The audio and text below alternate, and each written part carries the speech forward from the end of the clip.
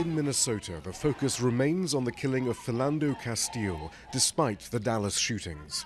Regardless of the outcome of this case, it is clear to me that we need to come together as a community, law enforcement included, to improve our practices and procedures so we don't experience any more of these tragedies ever again.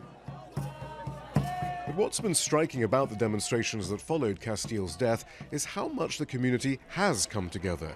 The scene outside the governor's mansion has seemed almost a celebration of interracial harmony, as the largely white population wear their Black Lives Matter t-shirts and express their outrage at yet another police killing of a black man. That's because the state of Minnesota is overwhelmingly white, just 6% black at the last census.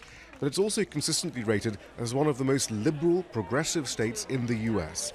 However, the statistics suggest institutional racism is just as pervasive here as elsewhere. Despite the state's progressive self-image, many of the social indicators here are very troubling. For example, over a 15-year period, just 16% of the population was classed as a person of color, and yet they made up 30% of the arrests made, 45% of those who died in police custody. Community organizers say racism thrives in Minnesota, including in the so-called twin cities of Minneapolis and the capital, St. Paul. When you look at education, the high school graduation rates are completely disparate. When you look at the amount of people that have jobs, right, there's massive unemployment in North Minneapolis and in the other sort of regions of color within the Twin Cities. And then when you look at policing, police are constantly over-policing and harassing communities of color as well. So there really is a huge difference in the reality that white Minnesotans face and Minnesotans of color face. The death of Philando Castile has brought the community together in shock, grief, and outrage.